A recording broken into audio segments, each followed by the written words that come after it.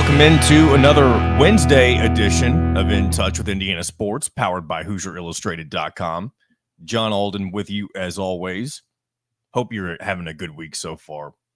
Hopefully it's not raining too much wherever you're at, because it has been raining a lot here, and rain can sometimes put you in a bad mood. But hopefully I can change that around today if the weather is indeed putting you in a bad mood. But hey, as the old cliche would have it, or I don't know if this is a cliche, but I feel like this is something that maybe old people typically say, hint, hint.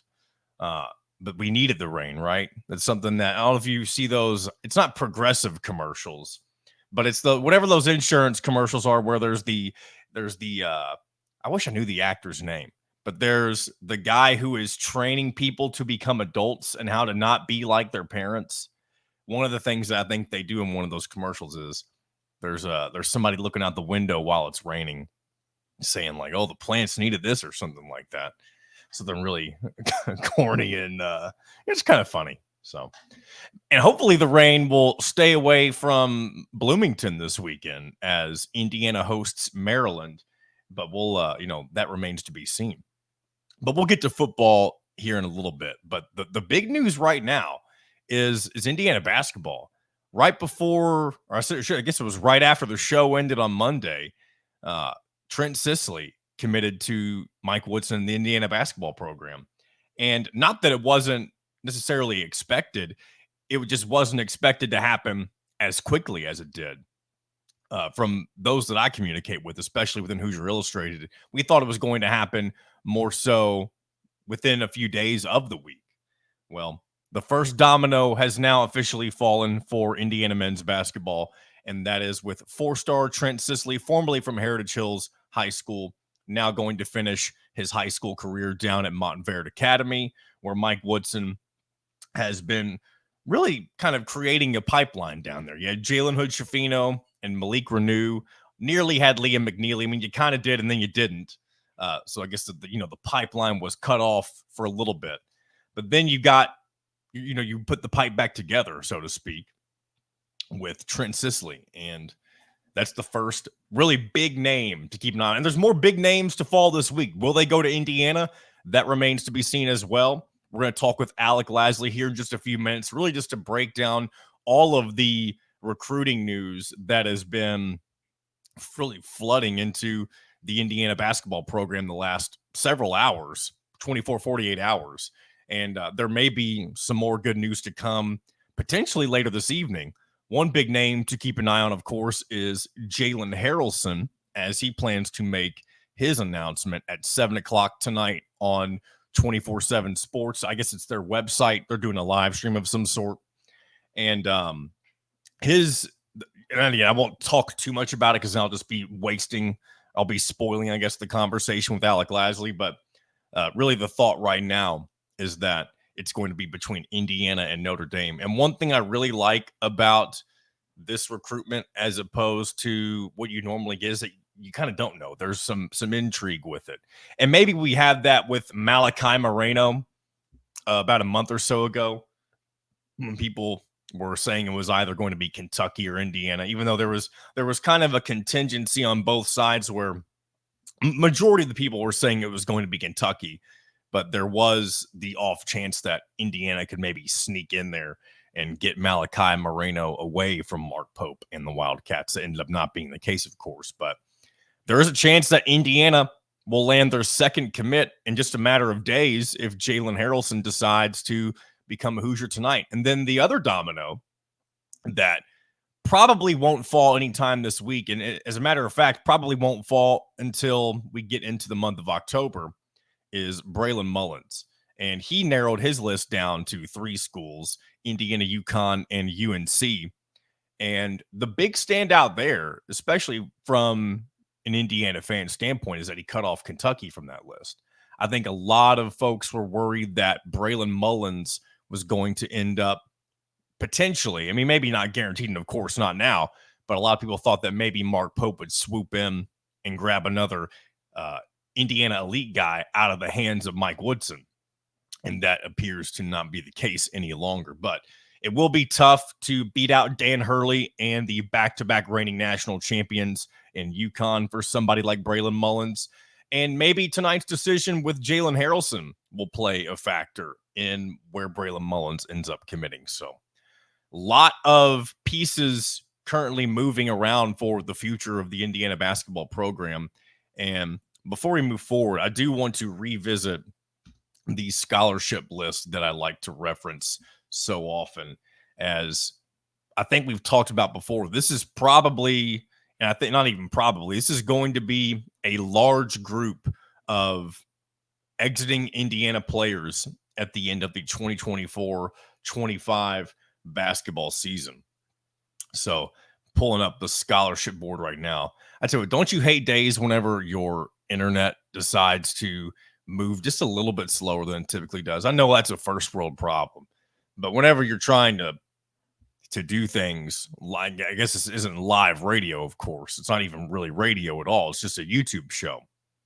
But there, maybe some people would just say, you know what, just have it pulled up already. Well, you know what, sometimes you don't realize you're going to pull up something. You just kind of decide to go there like I just did. So I've got it pulled up now. Excuse me. But so the scholarship numbers, if we're just kind of tracking things now. So for the beginning of the 2025-26 season, you're going to lose 6 guys. You're losing Ballo, Galloway, Goody, Hatton, Leal, and James. That is 6 of your now allotted 15 scholarships, by the way. No longer 13.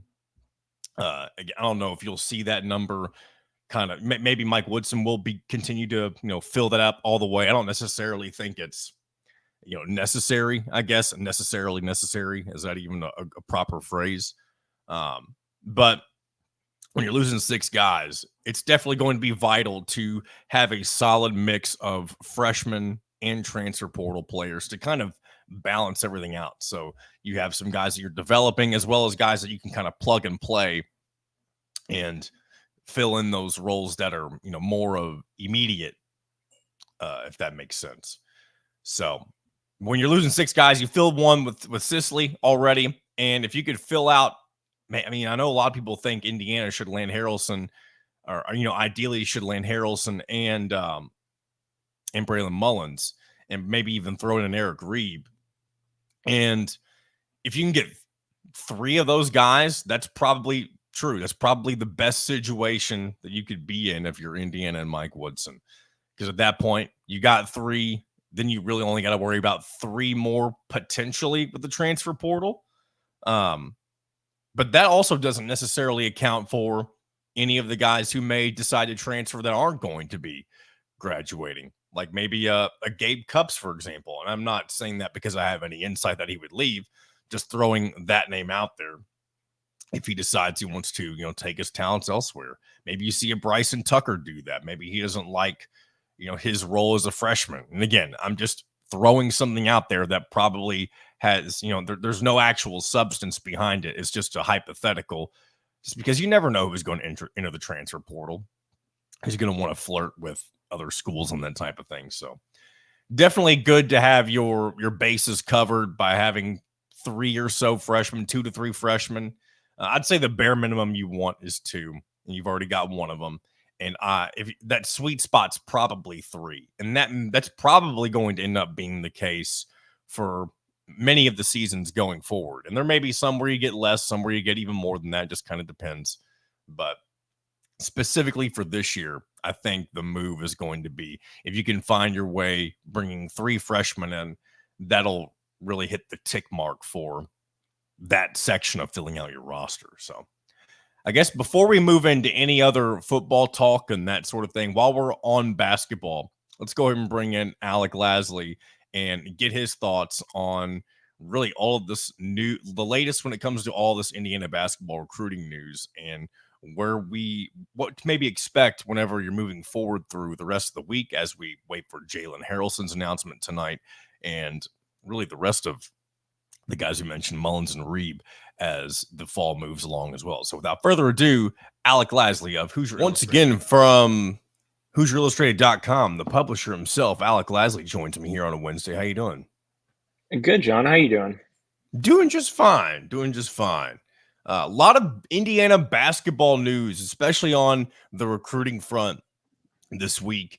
We had the Trent Sisley commitment on Monday, Jalen Harrelson making his announcement later tonight, and then Braylon Mullins has officially announced his final 3 schools before he'll eventually make his commitment. So a lot of Indiana basketball things to get into. I guess we can start with Trent Sisley. What do you think about his commitment to Indiana? What got him to that decision, and how do you think he'll impact this roster next year?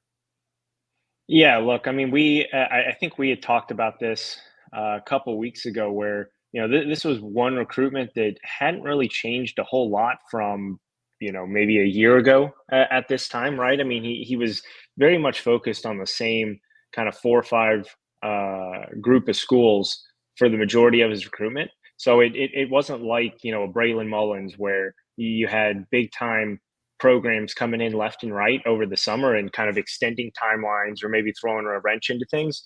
At the end of the day, it was likely going to come down to Indiana or Purdue. I think a lot of people expected that for a couple of years now.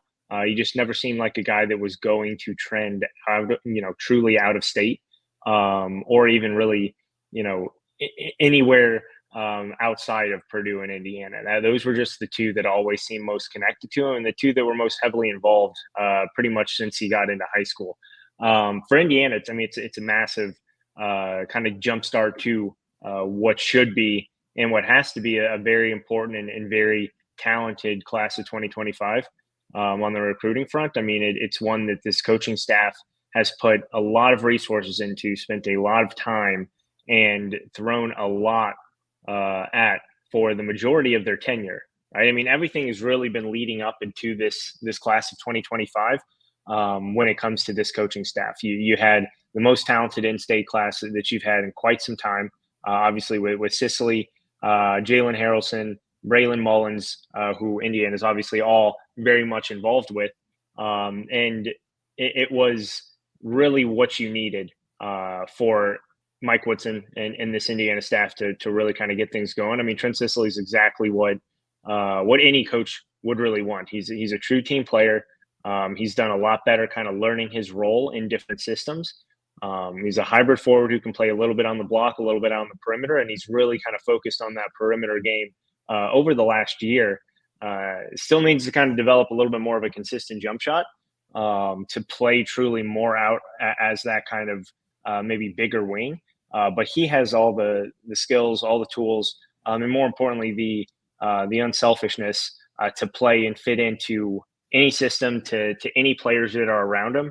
And that's exactly what you want as kind of a first commitment in any sort of class. Now you can kind of build some pieces around him, and no matter who you kind of throw in the mix, he's still going to be able to succeed, be successful, and really do a lot from day one. Now the biggest thing is, right, he probably needs to put on some weight, needs to be able to put on a little bit of additional muscle, but I don't think anyone is worried about that with Cliff Marshall leading that off-season program. So it's going to be interesting and fun, I think, to see how he develops this year. Obviously, going from Heritage Hills to Montverde Academy, to see how that really kind of elevates his game over the next 6 to 8 months before he does get to Bloomington. But absolutely, terrific way to kind of get the class going. And it's far from over. A lot of dominoes that could still fall, but I think it's one that a lot of people expected to be the first, and a lot of people that expected to be a true Indiana basketball player for quite some time. And obviously Monday kind of put the pin in things with that. And as I mentioned before, another domino expected to fall later this evening, not necessarily in the favor of Indiana. Maybe it will, maybe it won't. But what are your thoughts on Jalen Harrelson and what he may end up deciding to do later this evening? Yeah, so he's down to 3: Indiana, Michigan State, and Notre Dame. And I think those 3 have been pretty heavily involved again for quite some time. You had the Dukes, you had the Kansases, the Gonzagas, a ton of different programs that had been involved. Auburn was pretty heavily involved for the majority of his recruitment. But at the end of the day, it was a decision to kind of stay in the Midwest here. I think it comes down to Notre Dame and Indiana. I really think he stays in state At this point, I don't think anyone truly knows where he's going. He's kept this one pretty close to the vest for quite some time. And again, the three schools that you would always hear with Jalen Harrison over the last, probably 6 to 8 months: Michigan State, Indiana, Notre Dame. So it's no shock that it really comes down to those. There's been a lot of talk about Notre Dame.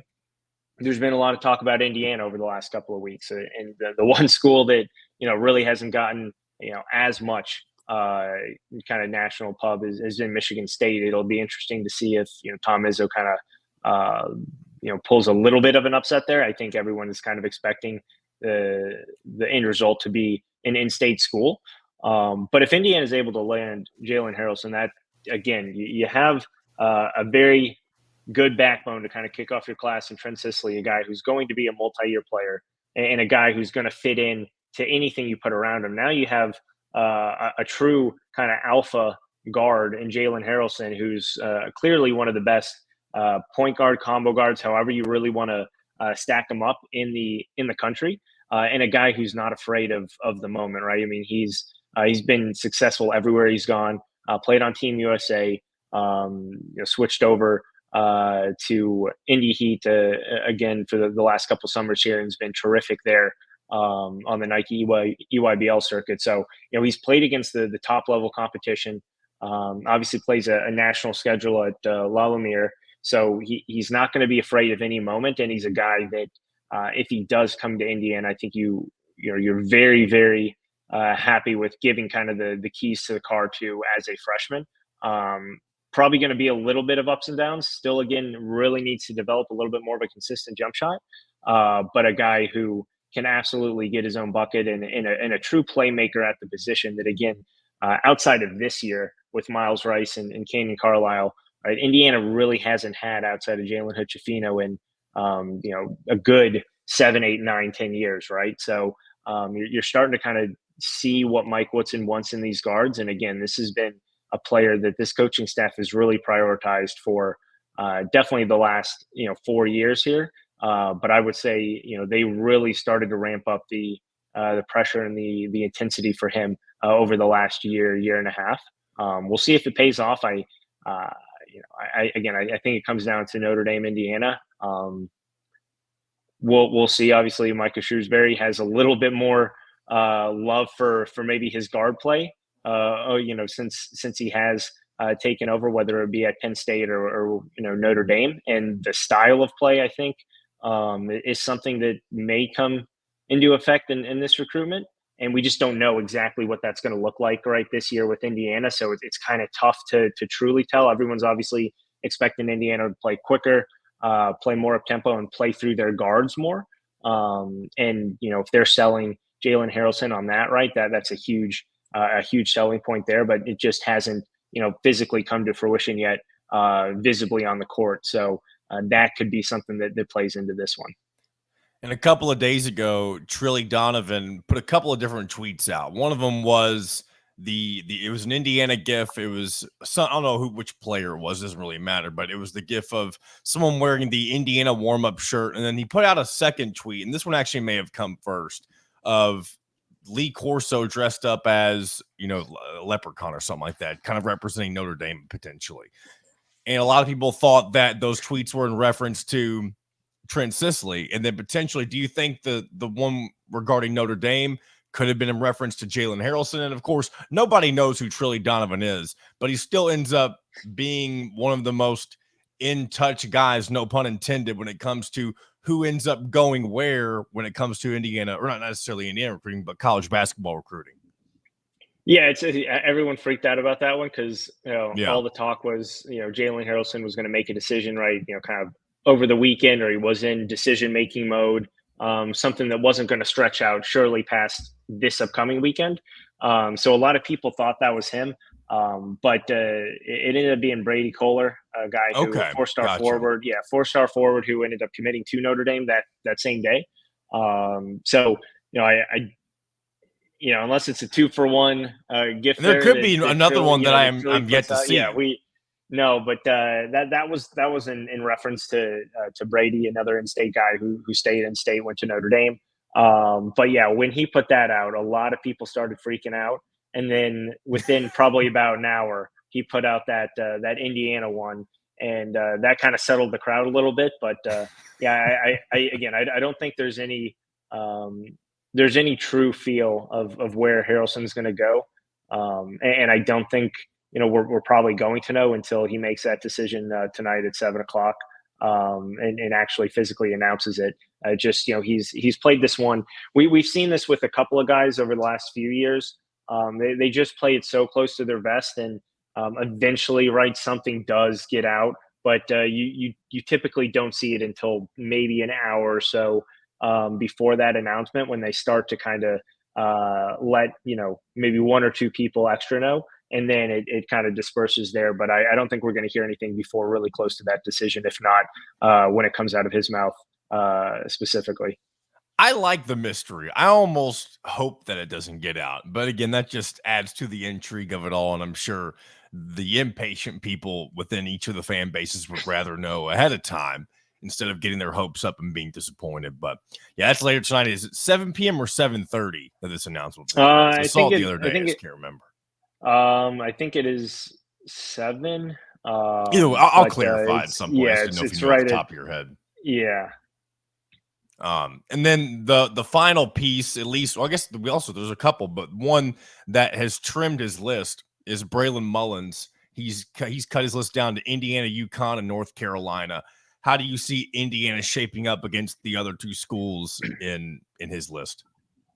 Yeah, and everyone was kind of surprised when Braylon Mullins had scheduled out, I think, like 10, 11 different visits about a month and a half ago. And everyone was really, that's a lot of visits to take in a month and a half, 2 months, right? Especially once you get into the school season, and once you started getting with preseason practice and everything like that. So a lot of people were actually wondering if a lot of these additional visits, like specifically the Kentucky one, was going to happen, because Kentucky had been kind of that weird outlier for the majority of this recruitment. Obviously, a coaching change that once that happened really ramped up the recruitment of Mullins there in Lexington. Ultimately, right, didn't decide to go on that visit later on, and then obviously cut Kentucky from that list, and no more official visits, no more visits for Braylon Mullins, and is now focused on that core group of 3. It's interesting, right? UConn's still yet to get a 2025 commitment, and they're actively involved with a lot of big name players, a lot of guys in the backcourt, right? I mean, we know what Dan Hurley wants out of those backcourt players are very tough shooters who can kind of be interchangeable, playing both on and off the ball, very similar to what you would get with Braylon Mullins. But the key kind of here is Darius Adams, similar type position player, 5-star guard, expected to make his decision at the end of the month before Mullins is. And all signs point to him going to UConn. So it'll be interesting to see if that kind of flips anything in terms of where Mullins is really thinking about going. I don't think he's going to be scared off right by any competition. That's just not the player, the guy that he is. But it may be interesting to see what that does for both North Carolina and Indiana. Both that it's interesting if you look at both of these future rosters, right?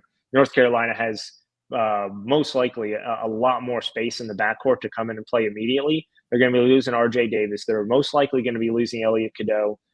Ian Jackson out on the wing is expected to be a one and done. He was a McDonald's All-American, right? So you potentially bring back Seth Trimble, and there's still a lot of question marks and a lot of open spots in that backcourt for North Carolina for Mullins to come in and play immediately.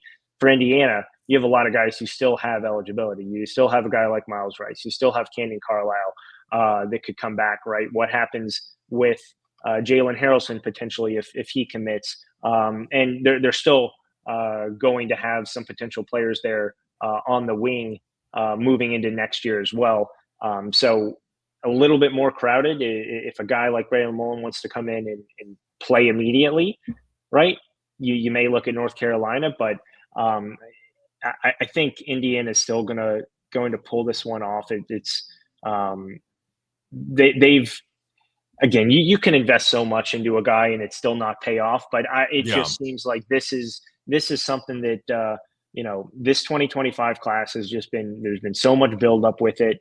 Regardless of what happens with Jalen Harrelson, I think the two that everyone really kind of I would say marked in with pencil over the last year has been Trent Sisley and Braylon Mullins for this 2025 class. And if you're able to get that right, if you're able to beat off UConn, back-to-back national champions, if you're able to beat out even a program like Duke that got involved late, obviously Kentucky, and then obviously North Carolina, that's the best of the best right there when it comes to what a recruitment could look like. And if you're able to beat all those schools out, who really ramped up the pressure in a short time this spring when Braylon Mullins really blew up on the summer circuit, that says something about what this staff did a year and a half ago to really kind of plant the seed for this recruitment.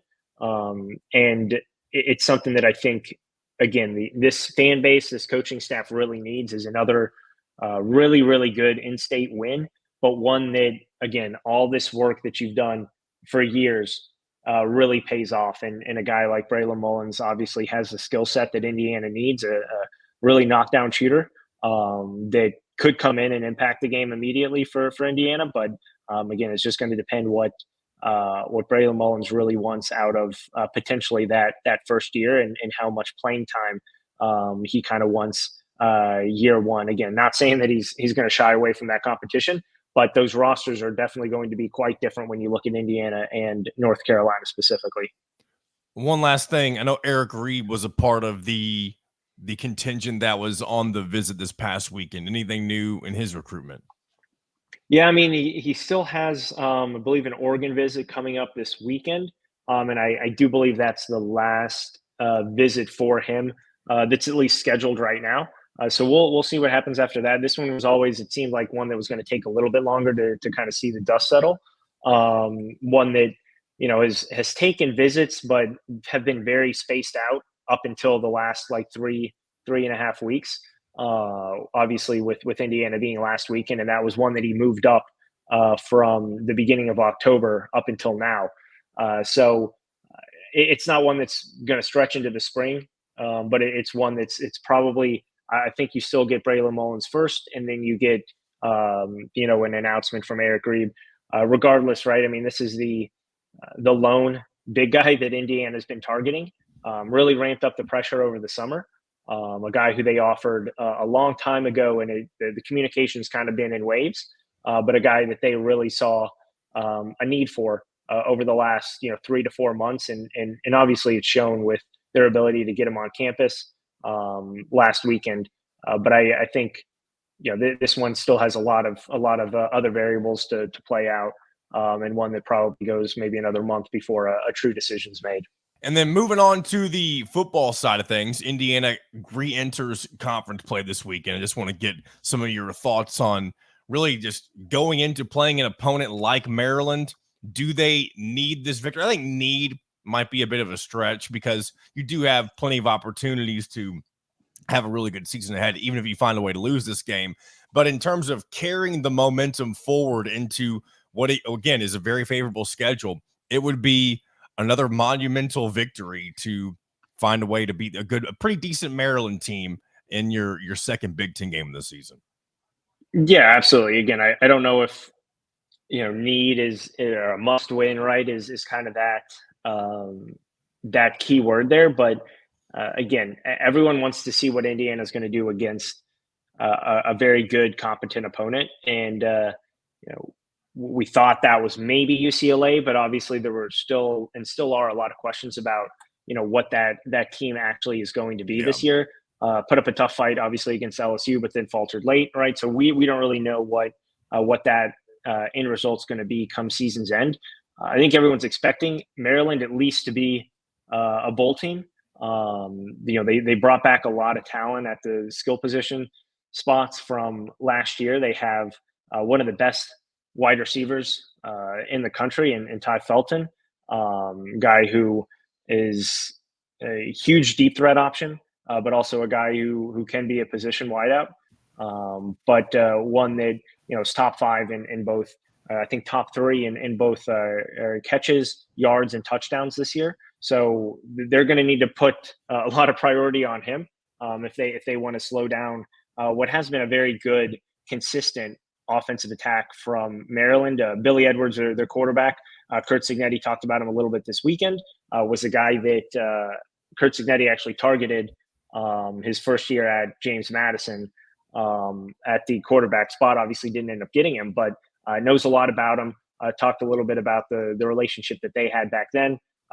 Conversations that he even had with his dad. So it's a player that he knows a lot about. A skill set that he knows a lot about. I think that's going to come in handy, especially with the guy who's only started 4 games up to this point. Obviously, playing behind Tagovailoa for the last 3 years. So still would have been some question marks about how they would truly defend him. But I think you kind of cross that off with Curt Cignetti knowing kind of what you're going to get with him. But yeah, this is a dynamic offense. Definitely the best team that they've played. It's going to be one of the better teams, I think, if you look at it right now at the remaining part of their schedule that they're going to play come season's end. So I think it just, sets up for another kind of national statement, albeit though not on a true national network on Saturday. Yeah. But if they are able to come out with the win, regardless again of kind of how the game goes, but if they're able to come out with the win, I think it just sets them up for future success. And Curt Cignetti continues to kind of talk about their ability to take each win and turn it into confidence, not cockiness. And I think that's really important. I think the first half last week was a good wake-up call that they need to be kind of on their X's and O's no matter what. But more importantly, especially moving forward, because if they played defensively like they did last week, this week, or any week moving forward, going to be a lot more hurt and in a much different outcome than against Charlotte. Yeah, there was a little bit of panic in that first half. I even made the comment to Mitchell just in a text message. I said, this is kind of reminding me of like some Kevin Wilson style defenses. Like you're able to score at will, but now a G5 team is starting to have their way, especially with the run game. So hopefully Indiana can bow up a little more on defense. And then you mentioned Billy Edwards Jr. Really the only difference between him and Curtis Rourke so far this season is the fact that Curtis Rourke doesn't have a turnover yet. Also, fun fact, Indiana, one of 3 teams to not have a turnover in the entirety of college football this year. Do you know the other 2, Alec? I believe Georgia's in there, and then Georgia's one of them. I think I saw this. Maybe this was when there were 5 or 6 the week before. But is the other one Louisville? It is Louisville. Good pull right there. Good pull right there. Good stuff from you as always, Alec. And appreciate you taking some time this morning to talk some basketball recruiting as the dominoes begin to start falling for the Hoosiers, and maybe there'll be a couple more this week and moving forward. So appreciate your time. Appreciate it, John, as always. A big thanks once again to Alec Lasley for taking the time to really give us a really good update of all that's going on with Indiana basketball recruiting. And, we'll check in with him as often as we can, especially this time of year, as there's a lot going on with basketball pieces moving around and the Indiana football program making strides towards a really good season. And that continues on this weekend as they take on Maryland. You heard us talking about that stat. One of only 3 FBS teams, and maybe it's all of college football. I don't know if this includes FCS or not, but Indiana, along with Georgia and Louisville, are the only college football programs that have yet to commit a turnover so far this season. Hopefully by stating that, we aren't jinxing that, but hopefully that trend continues. You face Maryland this weekend. Billy Edwards Jr., I believe I mentioned this on Monday. Really the biggest difference between him and Curtis Rourke is the fact that he has 2 interceptions, Billy Edwards Jr., and Curtis Rourke does not. Otherwise, 2 really good quarterbacks going at each other. And it's probably going to end up coming down to whose defense can really bow up more than the other. And we saw some holes with the Indiana football defense get exposed against Charlotte in the first half last Saturday.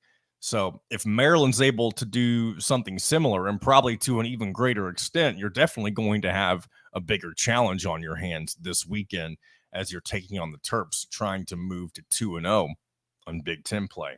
So before we get to some YouTube comments, I want to pull up another stats while we're talking about the good stuff with Indiana football. Matt McGavick put this on Twitter. I believe it was yesterday. He said he put together a list of teams that rank inside the top 25 nationally in total offense and total defense, plus inside the top 15 in scoring offense and defense. So, of course, I wouldn't be bringing this stat up if Indiana was not included in this, of course, and they are, along with a few other schools: Alabama, Miami of Florida, of course, Louisville, Ohio State, Ole Miss, Tennessee, and Texas. So Indiana and Ohio State, the only Big Ten teams represented in this category.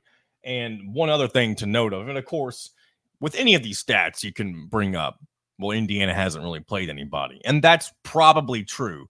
I do think there is a chance that UCLA may be a little bit better than we initially thought, considering what they did in the first half against LSU. They sure looked a whole lot more competitive against them than they did Indiana, which was quite shocking.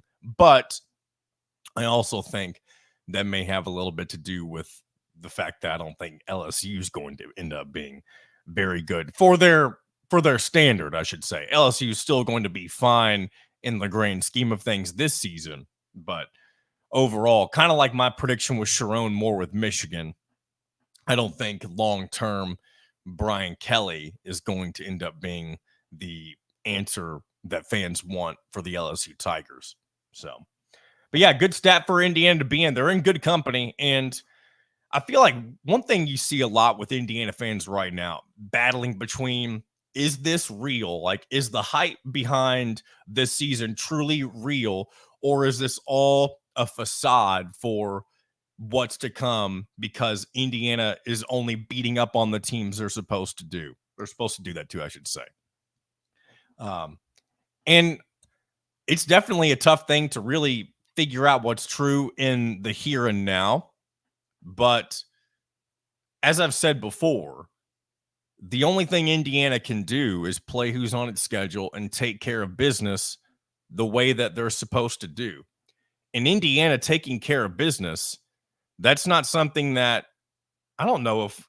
I mean, I'm sure there's been good teams, of course. I mean, if you even look back as recently as 19 and 20, those teams, maybe they didn't always take care of business, but those teams just found ways to win, especially, I mean, really 19 and 20. I mean, they were, and 19 was the surprise. You go 8-4, you get a big road win at Nebraska. I feel like that was the highlight of that season, really, when you kind of thought the program was taking a step forward.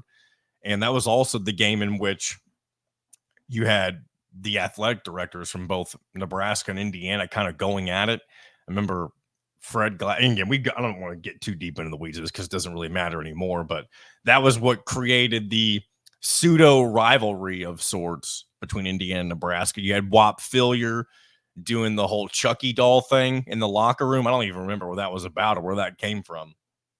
It's been it's been long enough, but there was some interesting, I guess, bad blood. There was an added aspect of a will to win back whenever that game took place. And again, Nebraska, that will end up being a key game this year, more than likely, for Indiana. Just a couple more weeks away. And again, there is that chance that Indiana football finds themselves already bowl eligible before they even face Nebraska. And we've seen drop-offs before. I don't mean to throw a negative wrench into this, but I do want to bring this up. Back in, I believe it was 2010, if I'm not mistaken. I might try to fact check this while I'm talking about it. Again, if the internet decides to work in my favor. But in 2010, Ron Zook, how many of y'all remember Ron Zook? Ron Zook was, at that time, the head coach for the Illinois Fighting Illini, who Indiana will not play this year, by the way. But he coached at Illinois for, 7 years. His final year, and this is, by the way, I say 2010. This happened in 2011. And this Illinois football team, as I take a sip of coffee, as this loads, I know I'm leading up to the suspense.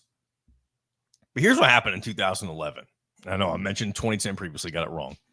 But in 2011, Ron Zook and his Illinois Fighting Illini started the season 6-0. They were the first FBS team that year to get to 6 wins. But guess what happened after that? They lost their final 6 games and ended the season 6-6, winning their bowl game. But that was the end of Ron Zook at Illinois. And I'm not saying that that's going to happen to Indiana. Indiana's schedule is a lot more difficult on the backside. And I do think when Indiana inevitably has to face some adversity, Curt Cignetti is going to have the team ready to respond in the most appropriate manner. Will they always be successful? Probably not. Again, Indiana, for the most part, will not be the most talented team on the field during most of their latter half of the schedule, I should say. And even when they play Nebraska, Nebraska is going to have superior talent, at least from a recruiting standpoint, if that makes sense. Maybe Indiana will have more disciplined players because of what's being instilled in the program right now with Curt Cignetti. But overall, when you face Nebraska, when you face Michigan, Ohio State, even Washington, even though it's under a new regime, you're going to be facing teams that more than likely out-talent your players. But as we all know, talent doesn't always secure you victory. When you can find the happy medium between talent and execution and all that type of stuff, that's when you get, obviously the best of both worlds, but the results that you desire. So again, I'm not saying that Indiana could be on a trajectory to starting off 6-0 and then ending 6-6, but I just like to throw that out there because I remember that season specifically. That was from an Indiana perspective in 2011. I think that was the 1-11 season with Kevin Wilson, if I'm not mistaken. I could be wrong. And by the way, I was at the whenever Illinois got to 6-0, they defeated Indiana to get to that 6-0 mark at Memorial Stadium. I was at that game, and I'm assuming they were in the top 25 at that time. You can't be 6-0 and not in the top 25, I wouldn't think. But to completely free fall and finish the year 500 after starting 6-0, that's obviously a nightmare scenario. And if that were to happen to Indiana, I do think, all things considered, people would be upset. You'd be 6-6, which for the stereotypical Indiana fan, that seems to wet their whistle most of the time. But we've heard Curt Cignetti himself say that 6-6 is bullshit. So obviously that's not the standard he wants to create here at Indiana. And after the start that we've seen, I feel like most people think 6-6 at this point would be a disappointment. And I'm in that camp. If Indiana finds a way to only be 500 and play in the Quick Lane Bowl against Central Michigan or something like that, that's not a successful year. Yeah, I guess when you think big picture, if you go back to the beginning of the season and somebody tells you Indiana's going to go 6-6 in year one with Curt Cignetti, maybe a decent chunk of the fan base would be fine with that. But I do think even before a game was played, we talked about it. The standard was raised before any snap was taken, and the bar continues to raise as we see more results on the field. And I tend to think if Indiana takes care of business against Maryland, which they are favored, I don't know if the line has moved very much. I know it was around 7.5. I got in on 7.5. I did bet on Indiana to cover. And again, that'll be a part of my parlay that I'll share at the end of the week. But if Indiana covers, and again, not predicting this, but if they win easily, let's just say they do what they did to UCLA, probably on a smaller scale. I don't expect them to win 42-13. But let's just say they win by 2 to 3 touchdowns. you'll probably start seeing, again, that's another level of raising the bar. Then you go into Northwestern next week, kind of in a similar spot that you were with Charlotte, where you don't want to have a letdown game, because even though you'll be heavy favorites on the road against Northwestern at that point, that's when you're really setting yourself up for, again, another letdown, potentially a loss. I'm not predicting that a loss would happen, but that's another situation where maybe you'd have some guys on the team thinking, oh, wow, we're already at, I guess they wouldn't be bowl eligibility. Yeah, they have to win Northwestern to get to bowl eligibility, but continuing to ride that high, that again, Cignetti tries to bring them down after that 24-hour, I guess, celebratory period, if you will. So we'll see. Again, it's all very intriguing and exciting, and I like theorizing and talking about the what ifs with this Indiana football team, because we are on the brink of uncharted territory. Maybe we're kind of already in uncharted territory. We've seen records broken. Cignetti being the first head coach in their debut season to start off 4-0. The only 4-game stretch in Indiana football history where they've scored 202 points. Again, so you're already in unexplored territory, and there's plenty more to go. We're only a third of the way through the season, which you can look at it from two angles. Like, you're a third of the way, but like, oh my gosh, it's already been a third of the way through the season. So, and you still got guys like Bill Connolly keeping them in the college football playoff prediction, which that is a phrase that Indiana fans probably don't ever expect to have come out of their mouths, even though it was somewhat coming out of the mouths in 2020. That was a very odd year, just, with everything going on, not just the team, but COVID and all that stuff. But this is a regular football season from start to finish with 12 games. You play your non-conference schedule, and there's already people talking about the potential chance for Indiana to sneak into the playoff. And it's fun to get these conversations in now while it's fun, because when things eventually could go wrong, then that conversation leaves. So it's fun to humor it while we've got it. Anyway, talked a little bit about that, longer than I expected to, but that's how it goes sometimes. Let's get into a couple of YouTube comments. 2012 baseball for life. He says this, and by the way, apologies if you don't like me saying your YouTube name. I don't know. I don't mean to assume that it's embarrassing, but like 2012 baseball for life. It's I'm sure there's a story behind that. And if you're listening, feel free to share and let me know. But he says, looking like we might run into a bunch of rain from the hurricane. Hope Hoosier Nation still shows up and shows out.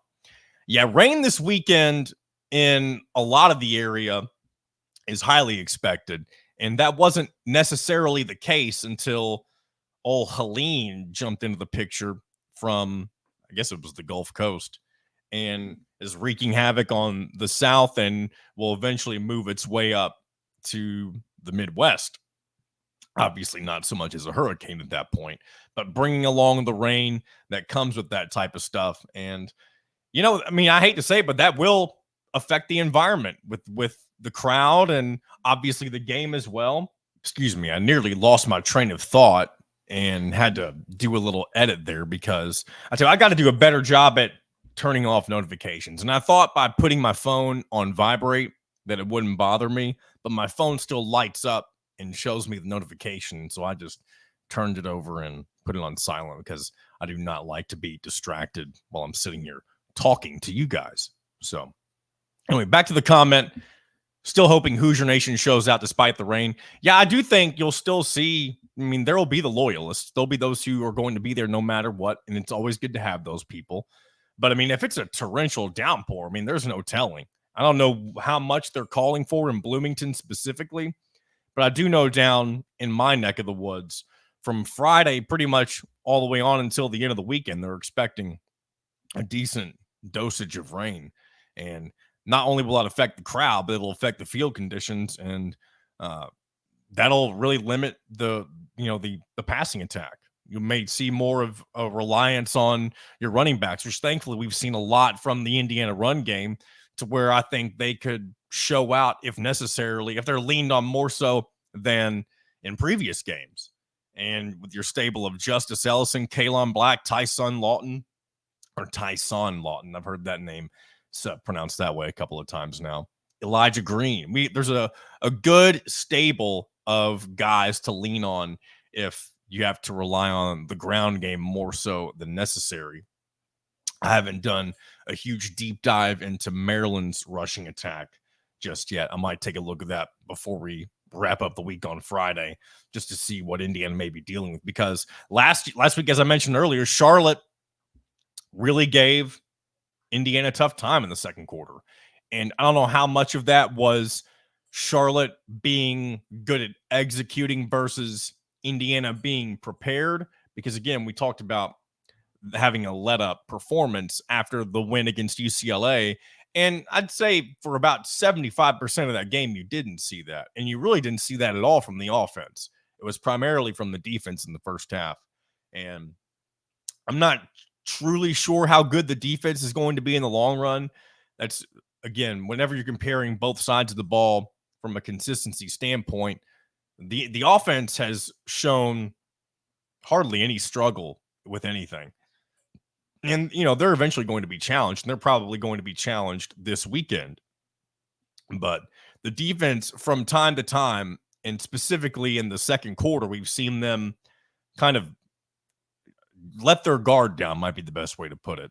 And in games before Charlotte, it was the final drive of the half, as opposed to in the Charlotte game, it was kind of the beginning to the midway point of the second quarter before they finally bowed up and got back on track. So we'll see what happens with Maryland. And again, it's another step forward to potentially raising the bar. I want to read one more YouTube comment, and then we'll move on to some other things of note.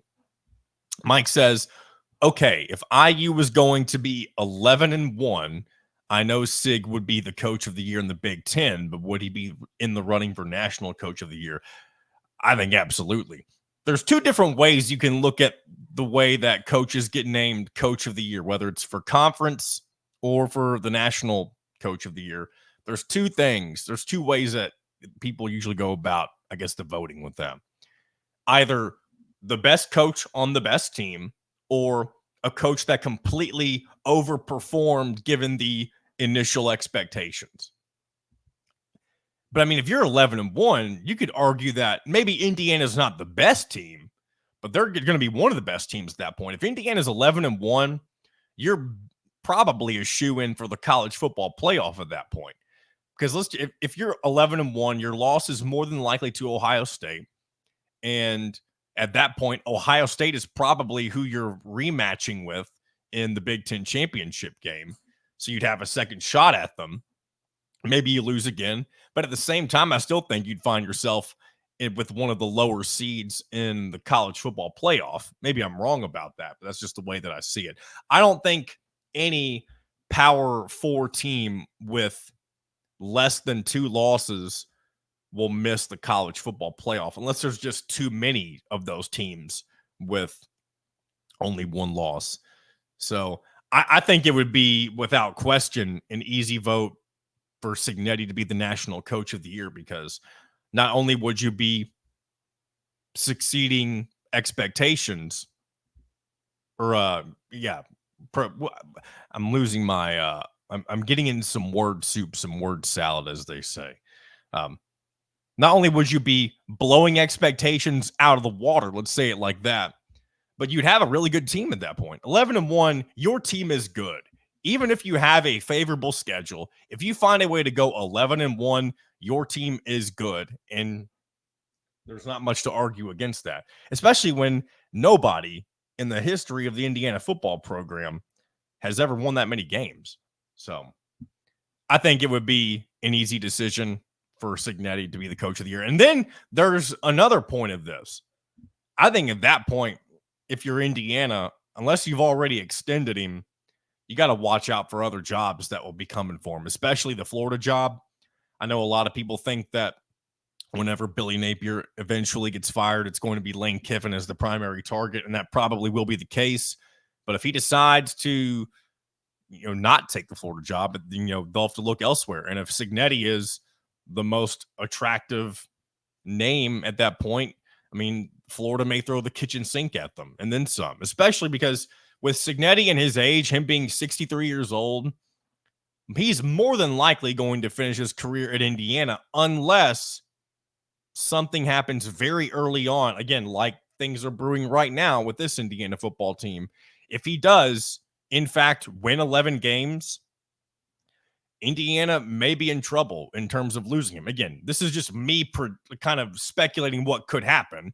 I don't know what would happen, of course, but if Indiana's in that situation, I mean, you can't ask for anything though better, because 11-1.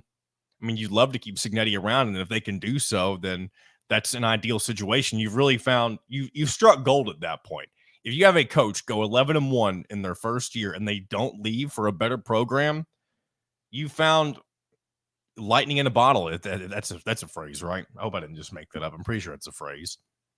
And yeah, that would be a very interesting thing to see play out if that does indeed end up happening. So, all right, one more thing I want to get into. I think one more thing. I have a couple more things I may get into. One for sure, and we may do the second one depending on how much time I spend on this.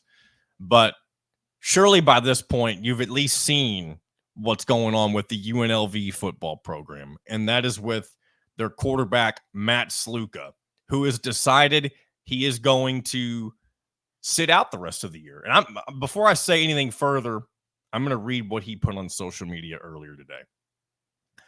I have decided to utilize my redshirt year and will not be playing in any additional games this season. I committed to UNLV based on certain representations that were made to me, which were not upheld after I enrolled. Despite discussions, it became clear that these commitments would not be fulfilled in the future. I wish my teammates the best of luck this season and hope for the continued success of the program. In other words, he's quitting based on money. And there's a follow-up. So this is a tweet from Carl Reed that says that all financial commitments for UNLV quarterback Matthew Sluka were completely met, but after wins against Kansas and Houston, Sluka's family hired an agent, and they collectively feel that his market value has increased. And so, because it's college football and there's no rules basically when it comes to any of this NIL stuff, and in order to retain his eligibility for next year, you can take that red shirt by not playing. I believe it's 4 games. If you don't play in 4 games and you've never used a red shirt year, you can use that and then I guess use what you've done in these first 3 games as leverage to try to play for a different program and make more money. So I get from his standpoint what he's trying to do. He wants to make more money, but I also feel like there's got to be some level of integrity to yourself and playing out the season. And I know you don't want to get injured. I get it from a player standpoint. You want to be able to do the smartest thing for you to be able to kind of retain your career for as long as you can, because you don't know how much you're going to have. You don't want to risk a life-changing injury, that type of stuff. I get it. But at the same time, because there's, basically no rules, it feels like, Matt Sluka's found a way to really play the system to his favor, and it's kind of screwing UNLV in the process. Like, imagine if this is happening to Indiana, I guess. And Indiana's in a much better situation financially with NIL than a program like UNLV likely is. But this can ruin a season for a program. Like, imagine if, I don't want to name anyone specifically because if something were to happen, I don't want it to get traced back to like, oh, wow, John said this and then it actually happened. Because I don't think it would, but just for the sake of it, just any player in Indiana's team, if they were to just get this ridiculous offer from a power SEC school or something like that, or one of the big names in the Big Ten, like Ohio State, something like that. If they just came mid-season and said, hey, we want you to play for us next year, but we need you to stop playing right now. Here's how much money we're going to give you. They can do that. You saw it last year with NC State. I can't think of the quarterback's name, But once he decided that he had done enough that year to increase his value for the following season, he just quit for the season. So you know what? I'm going to stop playing right now. I'm going to put my name in the transfer portal at the end of the season and make more money next year. And because there's no contracts in college football, they can't be forced into playing out the remainder of the year or anything like that. Now, I don't know if there are certain NIL deals that say you have to play X amount of games.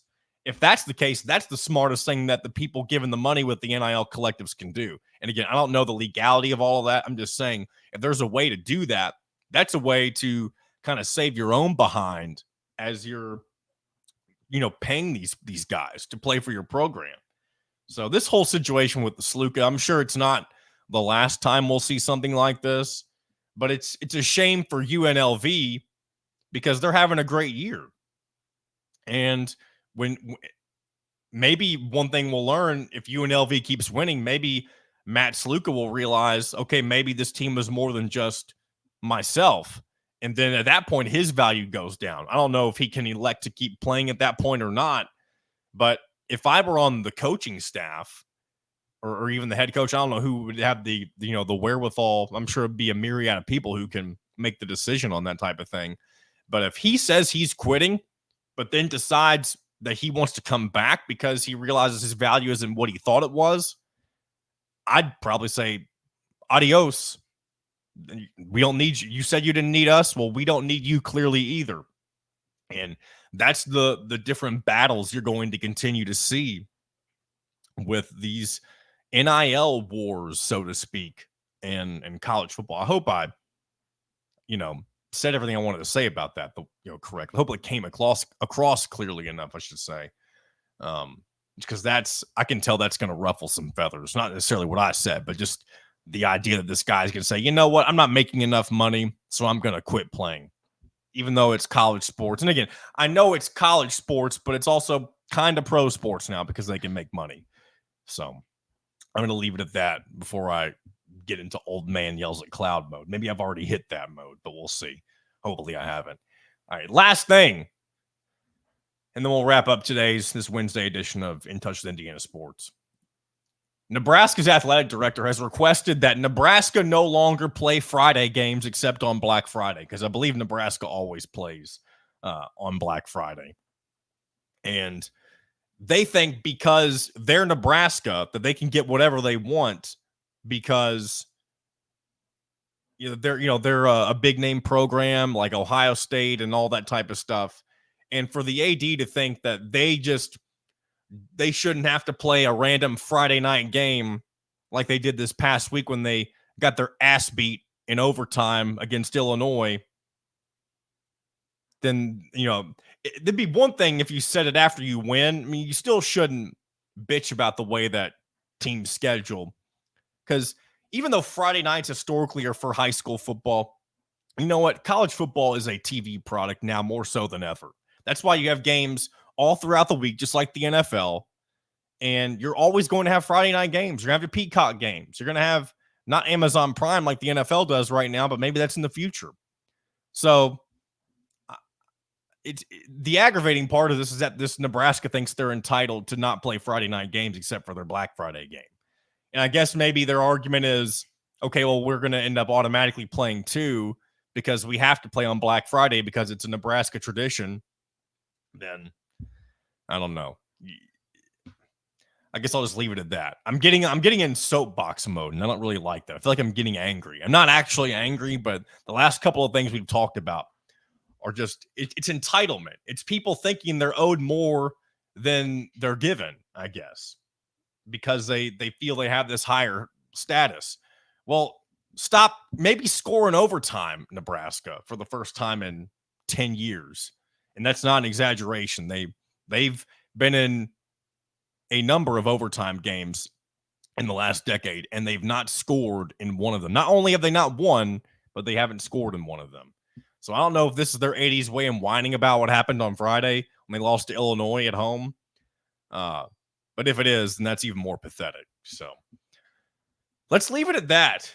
Let's leave on that note, right? Two things where I'm kind of complaining about some people or the things going on in college football. It's an interesting world we're living in, right? And we're not far from basketball as well. Maybe there'll be some drama with all that stuff going on. We'll see. So we'll wrap up today's episode of In Touch with Indiana Sports, powered by HoosierIllustrated.com. Thanks once again to Alec Lasley for coming on and chatting some basketball recruiting. We'll do this again on Friday, not with Alec, of course, but we'll do another episode of In Touch with Indiana Sports, powered once again by HoosierIllustrated.com. And I have not mentioned this yet. Subscribe on YouTube. I wish I'd done this at the beginning, but appreciate everybody who has subscribed over the last couple of weeks. We've seen the numbers go up quite a bit, and we appreciate that. If you haven't done so, join the fun. Subscribe to Hoosier Illustrated on YouTube and hit that notifications bell to be notified of any time we go live or post a video. We would greatly appreciate it. So until Friday, this has been another episode of In Touch with Indiana Sports, powered by HoosierIllustrated.com.